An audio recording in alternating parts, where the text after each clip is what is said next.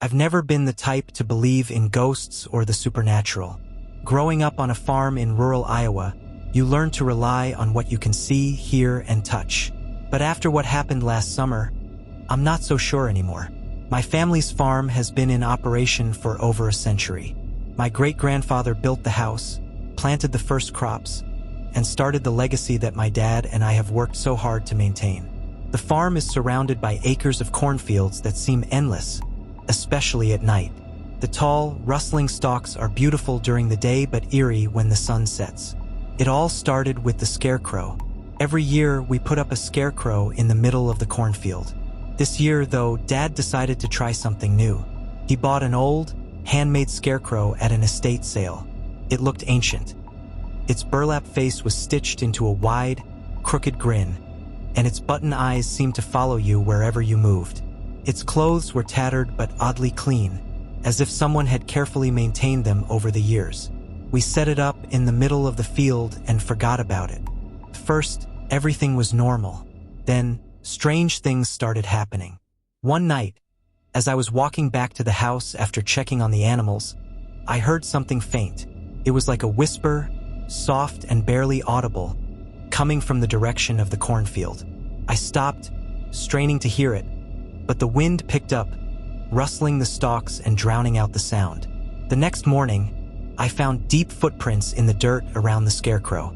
They weren't from any animal I recognized, too big for a coyote, too small for a cow. They were human. Dad brushed it off, saying it was probably just some neighborhood kids messing around. But our nearest neighbor is over a mile away, and no one had any reason to wander onto our land in the dead of night. A few days later, I was out in the field late, trying to repair a broken irrigation pipe. The sun had set, and the only light came from my flashlight. As I worked, I had this overwhelming feeling that I was being watched. I tried to shake it off, blaming my imagination. But then I saw it. The scarecrow was no longer standing in the middle of the field. It was sitting on the ground, hunched over, with its head tilted toward me. Its crooked grin seemed wider, more menacing. My flashlight flickered, and I swear I saw one of its arms twitch. I dropped my tools and ran back to the house. Dad laughed it off when I told him, saying the wind must have knocked it over. He promised to fix it in the morning. That night, I barely slept. I kept hearing the same whispers from before, only now they seemed closer. At one point, I thought I heard footsteps outside my bedroom window. When I finally worked up the courage to look, there was nothing there. The next morning, the scarecrow was back in its original position, standing tall and proud in the middle of the field. Dad said he'd put it back before breakfast, but he avoided my eyes when I asked him about it. Things only got worse from there. The animals started acting strange.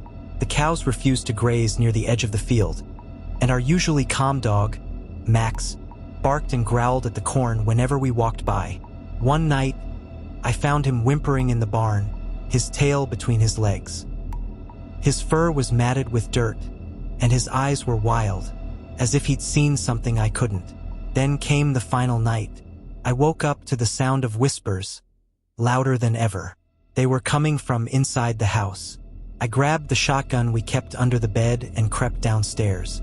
The front door was wide open, swinging slightly in the breeze. I stepped outside, and that's when I saw them, figures moving through the cornfield. They were tall, gaunt, and pale, their eyes glowing faintly in the dark.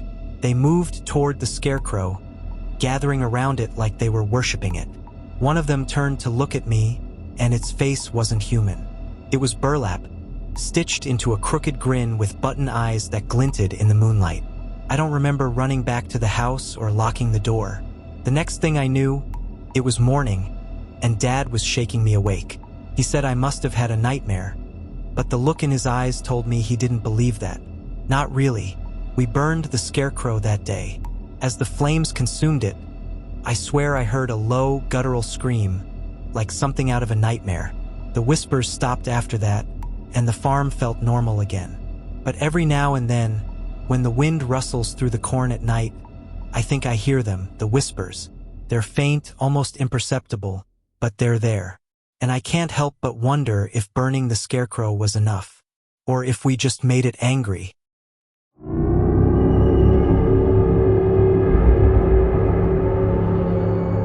I never thought I'd find myself working on a farm. Growing up in the city, the closest I'd ever been to livestock was the petting zoo on a school trip. But after losing my job and needing a fresh start, the ad for a live-in farmhand position felt like a sign. The pay wasn't much, but the offer of room and board sounded like a lifeline. The farm was tucked away in the middle of nowhere, surrounded by endless fields of corn.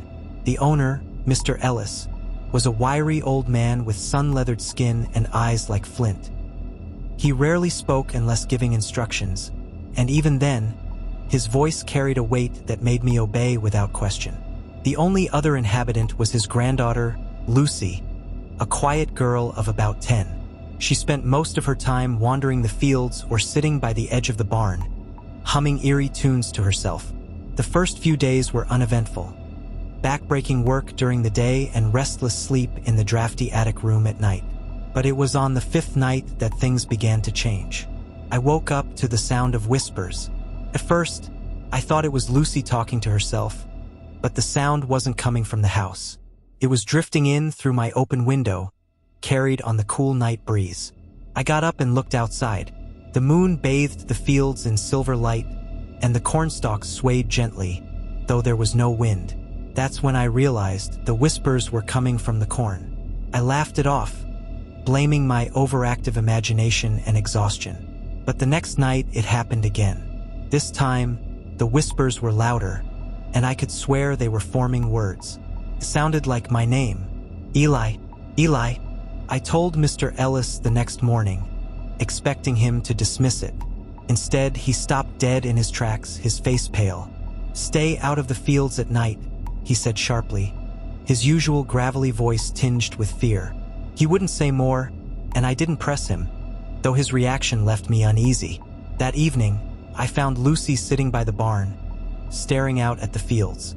"Do you hear them too?" she asked, her voice barely above a whisper. "Hear what?" I asked, though I already knew the answer.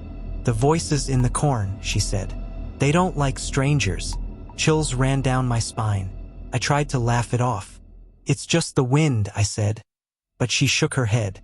"They're angry," she said simply, as if it were the most natural thing in the world. That night, curiosity got the better of me. Armed with a flashlight, I ventured into the fields despite Mr. Ellis's warning. The whispers started as soon as I stepped between the rows, faint and disjointed, like dozens of voices overlapping. As I pushed further in, the sound grew louder, more insistent. The stalks seemed to close in around me, their dry rustling like a chorus of disapproval. Suddenly, my flashlight flickered and went out. I was plunged into darkness, the whispers now a deafening roar. I spun around, trying to retrace my steps, but the rows all looked the same. Panic set in as I realized I was lost. That's when I felt it. A hand, cold and bony, gripping my arm. I screamed and yanked myself free, stumbling back until I broke through to the edge of the field. Gasping for air, I turned back, expecting to see someone, or something, emerge from the corn. But the rows stood silent and still, as if nothing had happened. The next morning, I told Mr. Ellis I was leaving. He didn't try to stop me. As I packed my things, Lucy stood in the doorway, watching me with sad eyes. "They won't let you go," she said quietly. I didn't understand what she meant until I was halfway down the dirt road, my car rattling over the uneven surface. The engine sputtered and died, no matter how many times I turned the key. I got out and looked back toward the farm. The cornfields stretched endlessly on either side, their whispering just loud enough to reach my ears. I abandoned the car and started walking. But no matter how far I went, the fields didn't end. The sun sank lower, and with it came the whispers, louder and more insistent, calling my name. I don't know how long I've been walking now. Days? Weeks? The whispers are all I hear. The corn is all I see. I think I understand now. Lucy was right. They won't let me go.